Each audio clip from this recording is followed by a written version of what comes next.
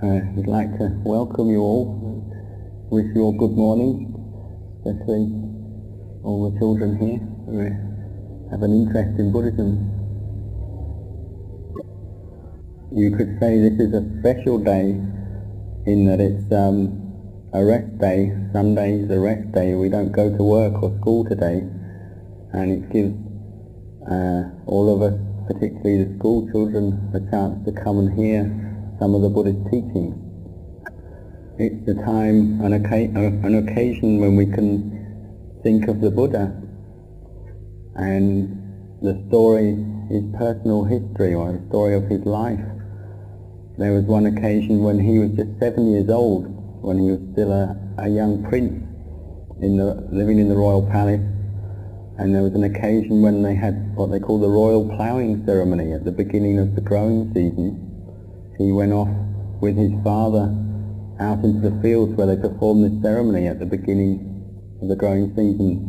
But during the ceremony, the little Buddha-to-be, what they call the Bodhisattva, he was just 7 years old, so he didn't really want to take part in the ceremony. He went off and sat under a tree and started, quite naturally, just sat down quietly, started to meditate, and his mind became very, very peaceful.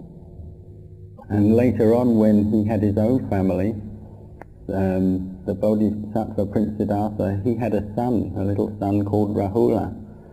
And once the Buddha had started the religion which we call Buddhism, and had started ordaining monks and novices, his son, at just the age of 7 years old, later on became a little novice in the Buddhist religion.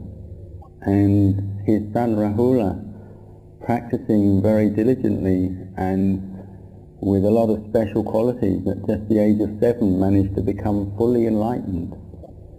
And another person in the life of the Buddha, Visakha, one of the foremost lay women, who was a disciple of one of the foremost lay disciples of the Buddha.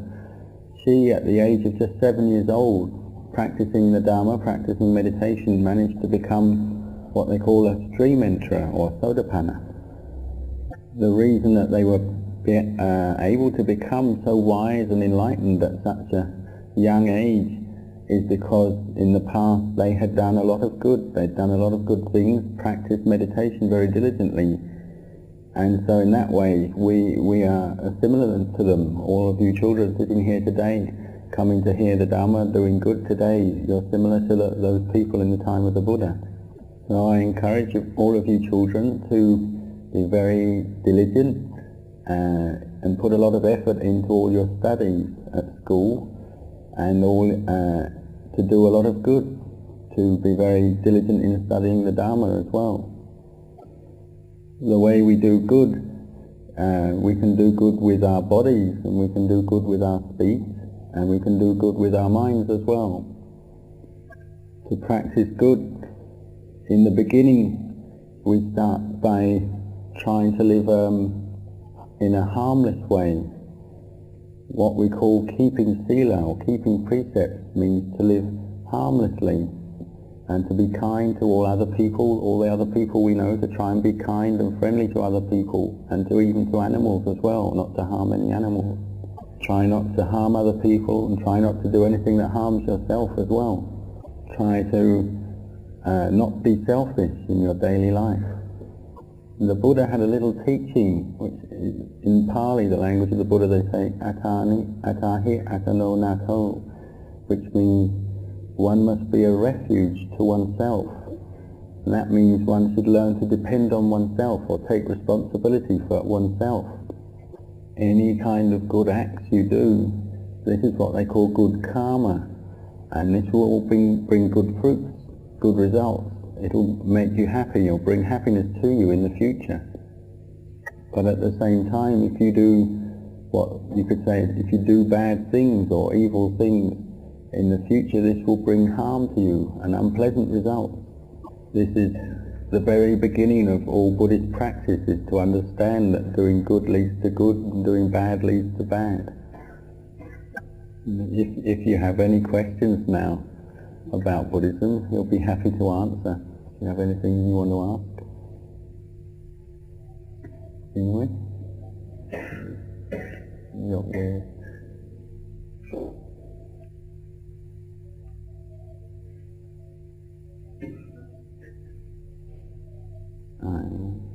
พอเข้าใจไหมครับ Do you understand what he was saying just now? Do you understand? ยังไม่ ตอนนี้คืออะไรถาม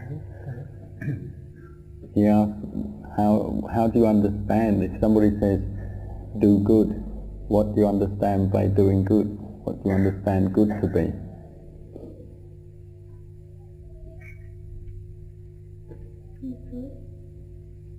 How can you be good? Have you got can you think of an example of being good or doing good?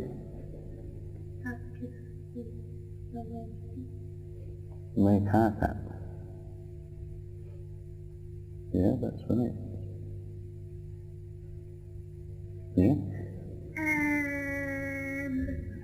Not to hurt people. ไม่ทำให้คนเจ็บ That's right. Very good.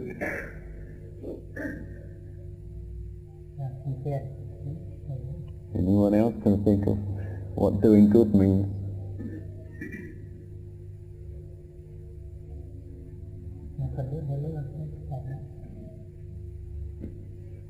You thinking of an example of doing good?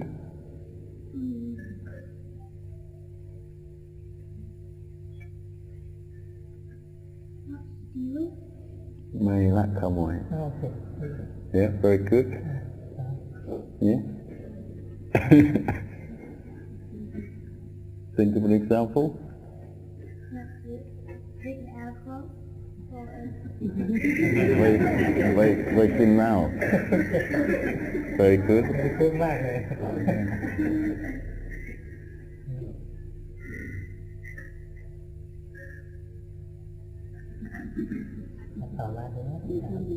Think of something good. Doing. May go home. Very good. Those of you in the second row.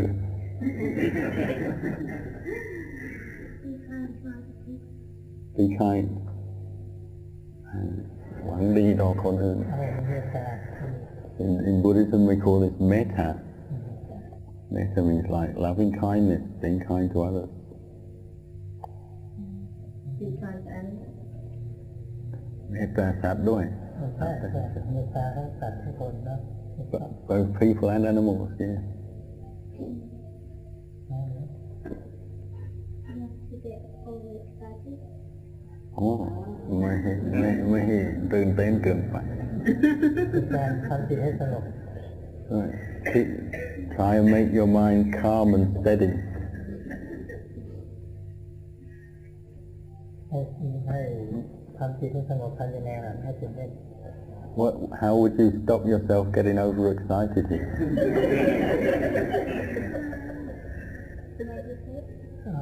How would I? Yeah? Don't stare. Stare or scare? Stare. ไม่มองคนอื่นแบบแพงมองคนอื่น โอ้นี่ดีทั้งใจ เป็นทำใจของเราให้ดีงามไม่เป็นโทษคนอื่น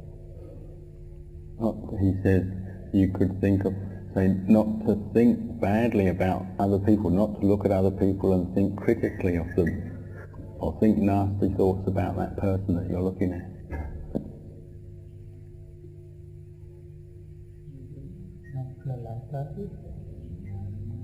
Think of anything good? Not to tease. ไม่ล้อเล่นคนอื่นไม่ล้อเล่น โอ้ดี That's good, yeah.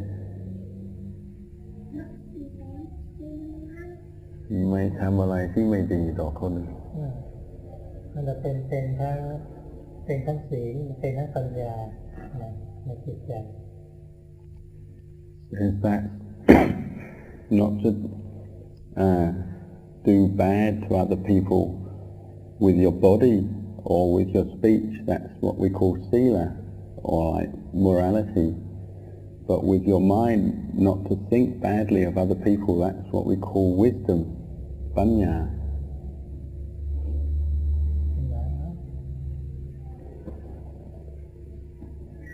Think of anything good?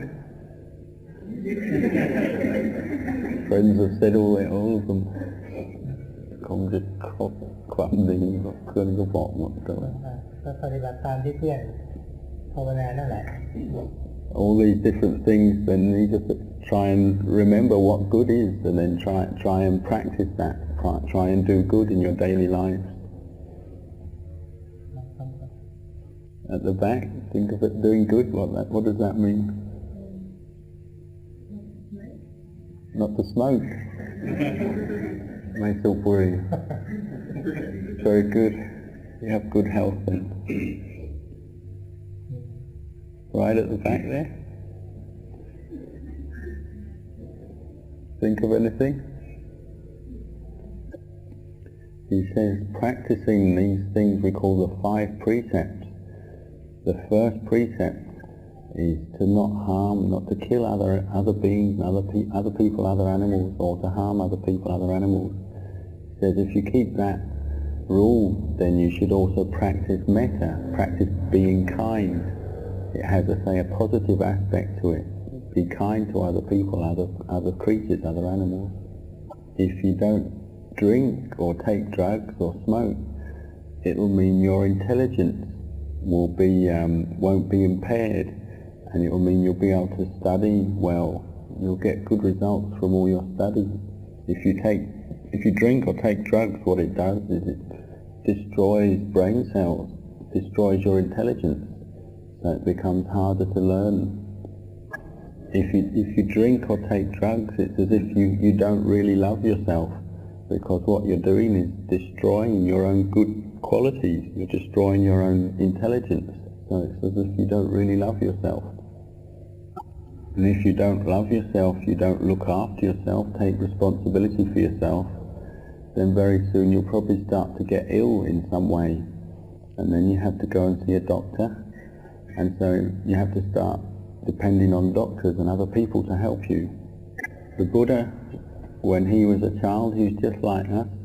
He had to start thinking about what is good and what is bad in life, and then trying to do a lot of good in his life, just the same as us. But the Buddha himself, he can't actually do good for us. What we have to do is listen to these teachings, think about them, take them away, and then try to follow them in your daily life. Think about what is good and then try to do good in your daily life. So try and remember, say, what we've talked about today, these different examples of doing good, try and remember them, and then make that memory very firm in your mind. So in the future, you always remember what is good, what is bad, and then try and follow that in your life. And he wishes you all every success in your life.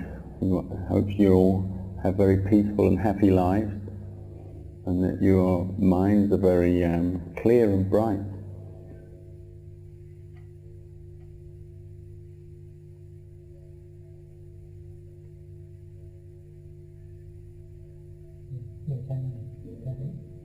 What grade are you in at school?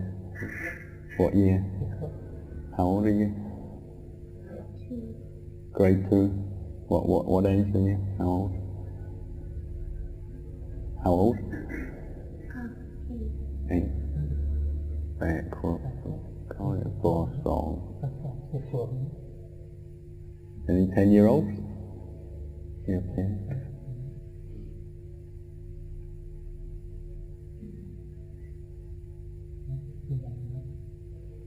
Okay. Can perhaps give some more teaching for the general, for everyone else. Today we've come together to practice the Dharma, to do good, to make some good karma. The Buddha taught that all goodness must begin from the heart. The heart is the most important part of the practice, and any real goodness is completed through the heart, or becomes successful through the heart. In Pali it's Mano Pupankamang, Mano Seta Mano Maya. The mind is the forerunner of all dhammas. It's the what's the translation? All things are completed through the mind or the heart.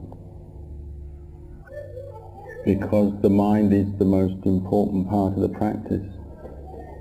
Any good we do, the good results will be experienced in the mind, in the heart. Any bad we do will be experienced in the mind, in the heart. All the karma we make with our body, speech and mind, the results of that are all stored in our minds. The various acts of karma we do, it's the mind which sorts out what that which is coarse and that which is refined. It's the mind that will determine that which is low and that which is high. So all of us, as we're born into the world, we're coming from different karmic accumulations. We're all different. We have different backgrounds, different karma. Some people's mindfulness and wisdom is very high and refined. Some people's is more modest, more ordinary. Some people's is perhaps very low, not very well developed. Some people are born into a wealthy family. Some people are born into a very poor family. It's karmic accumulations which determines where each train of consciousness is reborn, whether it takes a human rebirth or a rebirth in the lower realm, say in an animal realm. It's the same as in a plant seed, just in one little seed. The plant that will grow from that, how big it will be, it's how it will grow, it's the size of its trunk, its branches, its leaves, all those different variations, they're all stored within just one seed, one little seed. So whatever karma we make, whether it's good or bad, it's stored up in each of our minds and our hearts. So if you reflect on this law of cause and effect, the law of karma, then you should try to do good karma. And when you think of all the different kinds of good karma, the Buddha said perhaps the most important kind of good karma is to develop faith and confidence in the teachings, religious teachings of the Buddha. This is the very beginnings of practice. If you have saddha, if you have some faith, some confidence in the teachings, then that gives you the inspiration to practice, to study and practice the Dharma, and that will in time bring forth the fruit. You'll gain insight and wisdom. When you start to, say, love good karma, or have a wholesome attachment to good karma, making good karma, then that will bring forth good results. Even listening to a Dhamma talk like this, one can make into a practice of samadhi to calm the mind. Ever since the time of the Buddha, Buddhist lay followers have gone to listen to talks, and sometimes in the time of the Buddha, listening to talks very intently with samadhi, with a calm mind, they might actually gain deep insight and realize the Dhamma during the middle of the talk. It's similar to a swamp. The swamp has a lot of algae or weeds on the top of it, covering over the swamp, the water of the swamp. If you throw a rock into the water, all the weeds and the algae will part, and you'll see the water will clear for a while. This is what will bring Buddha, or the knowing, to arise in your mind. This will be what brings light, or this is what will illuminate your mind. However bright the lights are in the world, whatever kind of worldly bright light you can make, it can't really illuminate the mind. But the teachings of the Buddha are what can really illuminate your mind. When you're practicing and doing good on a regular basis or consistently in your life, your minds are wholesome and well-intentioned, this is what will lead your mind to develop, and this is what forms the pathway which leads to a peaceful mind, and it's the way which leads to complete liberation, or getting completely beyond all forms of karma, and ultimately to go completely beyond all forms of good and evil, to go beyond happiness and suffering. As long as one is making unwholesome karma, then one has to reap the results of that, and this is what brings suffering to us. So use your mindfulness and wisdom, use your intelligence to reflect on this law of karma, the law of cause and effect. Even young children, like the ones who are here today, they can see that something like smoking or drinking can be harmful to us. Even something like that, just the Dhamma that a small child can understand, if one really contemplates it deeply, it can be a source of wisdom and insight to us. Or any number of different experiences we have in daily life, the things we see and hear, for instance, can bring wisdom to us. You must bring them into your mind, your heart and mind, and contemplate them. And this is what will give rise to insight.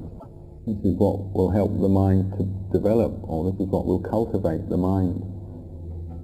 Because the Dhamma is something that's complete within itself, and this law of karma is something that exists.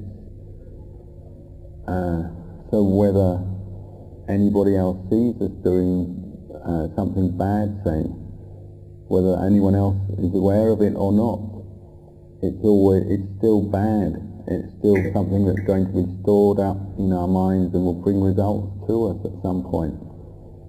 And any form of bad karma will have to bring at some point in the future some kind of painful, unpleasant result. And if you practice meditation, you'll see this process of cause and effect very, very quickly. Any bad or unwholesome actions you've done will start to come up and bother the mind, and it can make it difficult for you to become peaceful in meditation. Because if that's happening, that's a sign that your foundation in good karma or goodness is not yet sufficient, it's not yet strong enough. But for most of us, all the karma we've made in the past is probably a mixture of both good and bad. The important thing is to establish the intention in the mind, in the present, and for the future, to try and just do good karma, make good karma. If you establish the intention to do good in the present, and you're not worrying or caught into worries about the past, you're not caught into worries about the future, then that's the way you can make your mind peaceful in the present. The law of karma you can compare with a horse-drawn vehicle or an ox cart. Once the horses are running or the ox is moving, then the wheels of the cart will follow the hoof prints of the horses or the ox. If defilements arise in the mind, these are what lead us to make karma, and having made karma, then we have to reap the fruits of that karma. We have to experience the results of it. A simple example is if you have the thought or the desire come up that you want to drink an alcoholic drink, and if mindfulness is weak, then you follow that desire and then you go and drink, and that will again, it will bring results. It will affect your mindfulness, weaken your mindfulness further. It's like the wheel of the ox cart or the horse-drawn cart. Kilesas or defilements give rise to the making of karma. The making of karma brings results, and these results will feed further arising of kilesas. But whenever you make a determination in your mind, or establish the intention in the mind not to make further bad karma, for instance, then that stops the process, at least temporarily. And this is what will bring peace to the mind, and insight and wisdom. So when we're practicing dana and sila and bhavana, generosity, morality and meditation, this is good karma, and it's leading us in the right direction. Once we are practicing doing good, then that means we're practicing dana, sila and bhavana. If you're doing good, you're practicing dana, sila and bhavana, then this will bring good results. It will bring those good results. It should bring you good health, or a rebirth in a good body, have good health, strong body. It will bring good results in the sense one will have enough to eat, one will have enough of the necessities of life, and it will bring good results in the form of one's mind, one's intelligence and wisdom will be developing, improving. It's like that seed, the plant seed. If the plant seed is strong and healthy, then once you put it in the soil and it's fertilized and watered, then it will grow into a strong plant with a strong stem, strong branches, strong leaves, good healthy plant. And similarly, if you're making bad karma, it's like the seed is a bad seed or an unhealthy seed. You put it in the ground, and the plant that grows from it will be unhealthy, not very strong, and it will maybe not give rise to any kind of fruit at all, or the fruits that come from it won't be very good, won't be very healthy. The Buddha said that we've been in this cycle of birth and death, this cycle of existence, for a very, very long time, being born and dying many, many times. So we probably made an awful lot of karma in the past, both good and bad. In some lifetimes we might have been very stingy, not very helpful, kind to others, and that will have given rise to a future rebirth in a very poor situation, a poor family, poor situation. Other lifetimes we might have been very generous and helpful, and that will have given rise in a future lifetime to rebirth in a wealthy family, or a good situation where one has a lot of money and material objects, material wealth. But even so, these are still material wealth is something external, it's something on the outside. Even if you have an awful lot of material wealth, if you still have wrong view or wrong understanding in your mind, then you can still have an awful lot of suffering in life, because material objects, external material objects, aren't what can bring true peace or true satisfaction to the mind. Like the Buddha's teaching in Nati Danha Samanati, there's no river as long as the river of craving.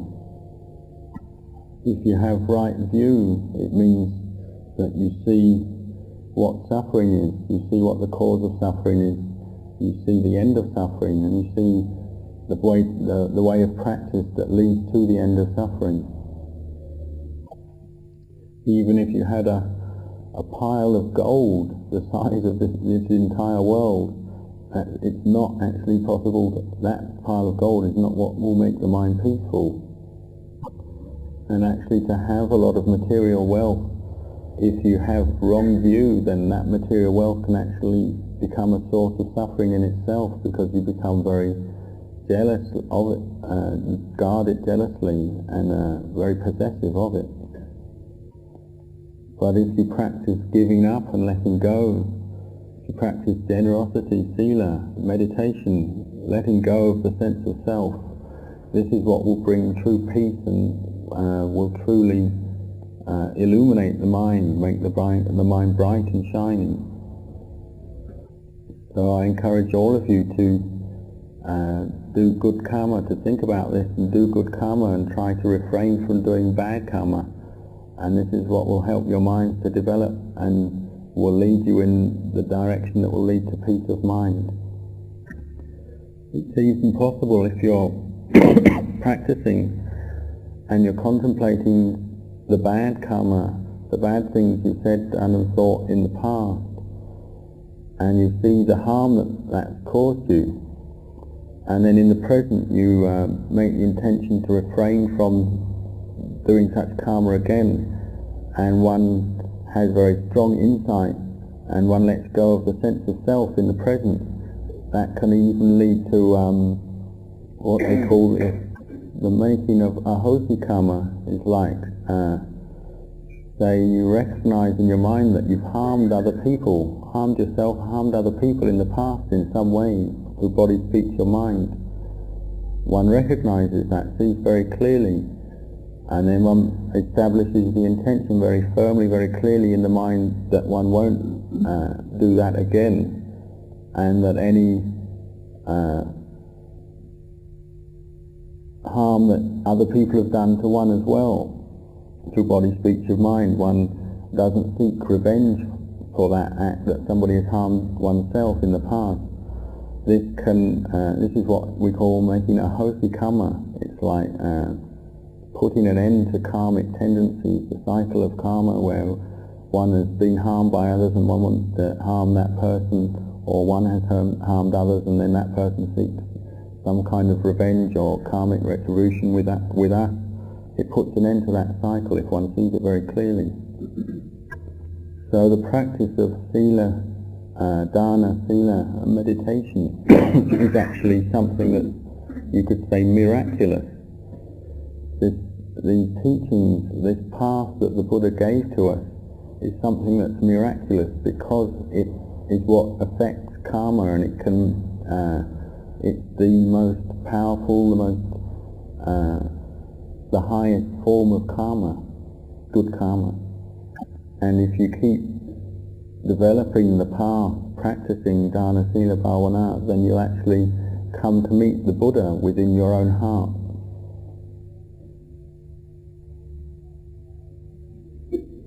That's probably enough for today, this morning.